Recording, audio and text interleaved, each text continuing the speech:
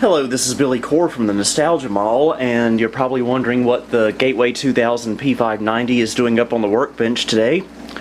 Well, as you may recall, the day I got this computer back in March of this year, it came with a motherboard that only halfway worked because it had a dead Dallas clock chip battery on there, and those are a pain in the butt to replace. They pretty much act as the CMOS battery, and without a functioning battery, the motherboard that came with this computer would not be able to recognize hard drives or stuff like that, so it was pretty much unusable. So what I did was I took the motherboard out of the Gateway 2000 P5-133 XL, which is about a year and a half newer and uses a coin cell battery that's easily replaceable, and stuck it in here temporarily until I could get the motherboard fixed.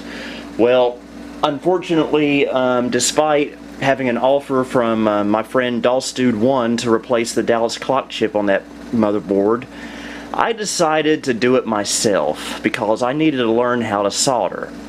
And I'll go ahead and tell you right now, if you're completely inexperienced with soldering, do not start with replacing a Dallas clock chip, because I'll tell you what happened. I killed the motherboard completely. It would not work at all. And I apparently destroyed a bunch of traces in the process. So don't do like I did. If you need a starter project for soldering, don't replace a Dallas clock chip. Wait till you have more experience. So I sent the motherboard to Dude1 anyway, and unfortunately he was unable to fix it. I completely destroyed the motherboard. There was no way to bring it back to life, but by some miracle he found the exact same motherboard on eBay, and I don't know how he did it because I was searching for them myself and I couldn't find them, but here it is right here. He found one, it was working, so he bought it. Took the old Dallas clock chip out because he is way more experienced in soldering than I am. Took the old chip out, put in a socket, and put in a new Dallas clock chip, and the board works perfectly. So let's take a closer look at the board before we put it in. Okay, here's the motherboard. The computer was manufactured in August of 1994. This motherboard dates from July 1994, so it's about a couple of weeks older, but it's the exact same motherboard that would have come with this computer. There's our 90 megahertz Pentium. This the computer currently has a 133 in it from the P5-133, so this is a lot more appropriate. And there's our enemy, the Dallas clock chip. This is the brand new one, and you can see right there that he added a socket to it, so whenever this one inevitably dies, I believe this is a brand new one, I can easily pry this one out and put a new one in, assuming they're still making Dallas clock chips when this one eventually dies. Once that happens, well, I don't know what will happen. So we'll just have to wait and see for when the day comes. But yeah, this is 4 months in the making, I believe, and I'm finally glad to get this saga taken care of. So let's go ahead and start putting this motherboard in. Alright, here's the inside of the computer. Here's the P5-133 board, which will be going back into where it belongs, right there in that case. And I'm actually going to be selling this computer to try and make back the money I spent for this computer back in March. So, we got our Sound Blaster card here, Ethernet, and a Cirrus Logic video card, which is not original to the P5-90. It was actually a ATI video card that I'm going to be using in here. The reason I'm using the Cirrus Logic card in here is because the ATI card just doesn't play nice with this board for some reason. So, one more thing is I'm using a 15 gigabyte hard drive right here. And the reason I'm using such a big drive is to be able to store both Windows 3.1, Windows 95, and a partition to keep all my computer game files on. And This motherboard only supports up to 8 gigabytes, but this hard drive works in here anyway because it's using drive overlay software. So it can see the entire 15 gigs, and I have my suspicion that the older motherboard that we'll be putting in here might not like this hard drive even with the drive overlay software. So what I thought to remedy that situation, if that happens to occur, and I don't have it with me at the moment, is a PCI IDE controller card. And I already tested it in another computer and I know that works. So if the motherboard can't work with this drive, well, we have a backup solution there. So yeah, let's go ahead and shut up and start taking this apart.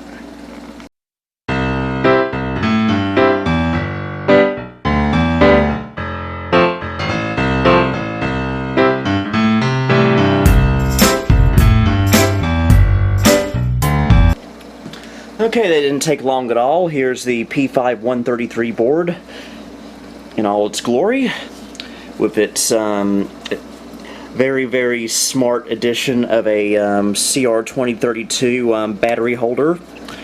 I wish when they built the P5-90 they had put that on its motherboard, but unfortunately they did not, which is stupid because there were 486 based gateway boards that were made at the same time as this computer that had CR2032 batteries. So yeah, I don't know. So grab the P5-90 over here and let's put this back into its home, shall we?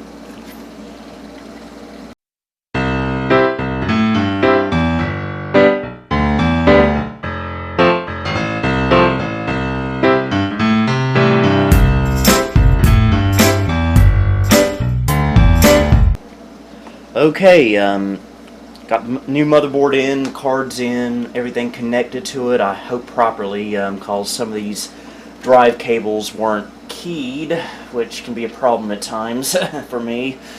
So let's go ahead and hook it up and see if we get life. Alright, moment of truth. Okay, power LED and turbo LED work. We're going to get a signal. Yes, we do. Counting up the memory, only got 8 megs in it. I need to add some more into there. It picks up the hard drive. Okay, it's loading up Easy BIOS. It's going into a Cronus OS selector. Okay, now that we're in my Cronus OS selector, that means it booted from the hard drive, so let's go into Disk Administrator and see if it's seeing the entire 15 gig.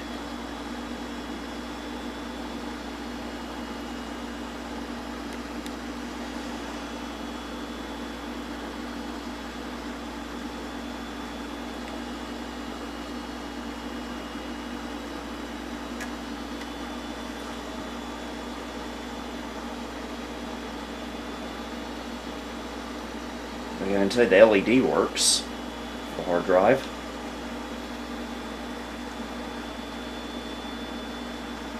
Who knows, I might not need that controller card.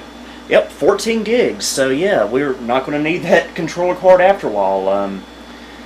May feel like I wasted $8 on that card, but an IDE PCI controller card could come in handy for something else someday. So and by the way, I did find the card, and this is what it looks like. It's Maxtor branded. That's interesting. So, yeah, this will definitely come in handy for a future project. So let's just, for the heck of it, boot into my MS-DOS Win 3.1 partition. I'm probably going to have to reinstall a bunch of drivers, or if not, reload the entire OS.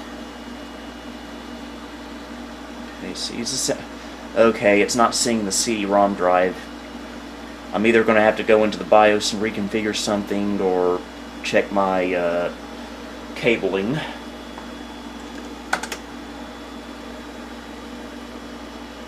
So let's see if we can go into the BIOS.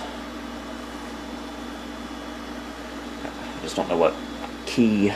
Oh yeah, F1.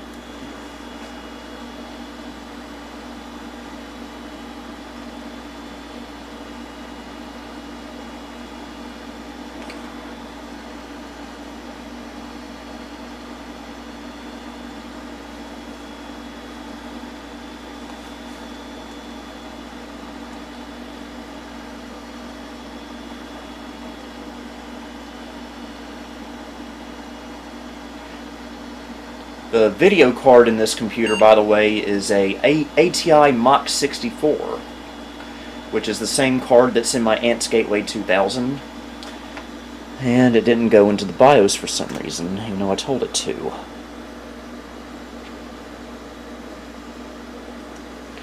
Don't you hate it when computers completely ignore your commands?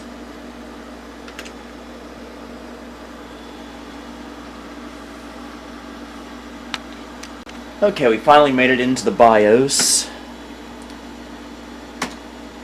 Okay, it's already got the correct time and date in there.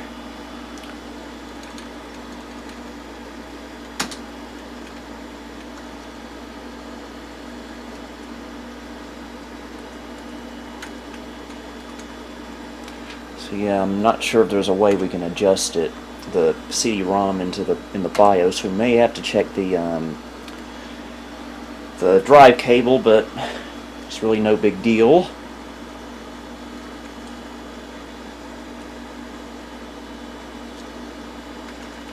We don't see anything in here that needs changed.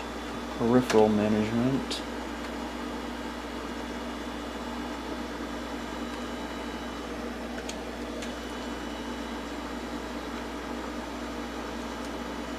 So yeah, let me check the drive cables.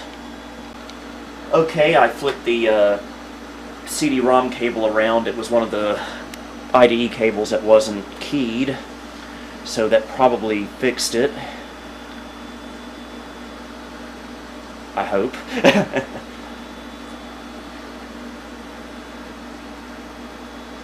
I do need to upgrade the memory on here. I probably want to put like 1632 in there.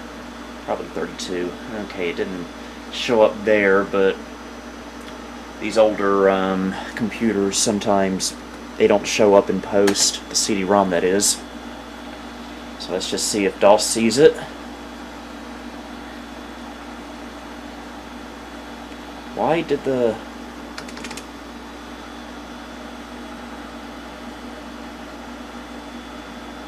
It rebooted itself.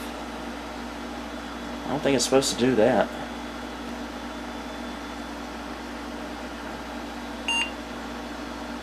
Let's try this again.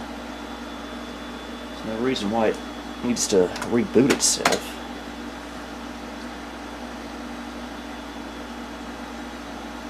Okay, I think we're getting further.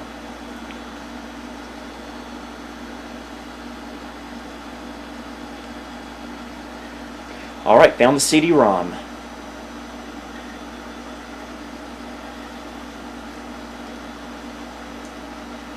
So, I guess we're good to go now. Everything shows up there. So, I think I'll do a second video involving the software end of things, because I do want to do an update video on this computer anyway, but this video has gone on long enough, and I want to save the software portion of things for a separate video. So yeah, thank you DOSDude1 for bringing this computer back to life with its original motherboard when I killed it. So yeah, I am glad to have this computer back the way it's intended to be, and now I can sell off the other gateway and make the money back on this. So yeah, I guess until next time, this is Billy Core, signing off. Thank you for visiting the Nostalgia Mall. If you liked what you saw, please like, subscribe, and follow me on Facebook, Twitter, and Instagram. You can also support me on Patreon if you would like. The link to all of these are down below. Until next time, this is Billy Core, signing off.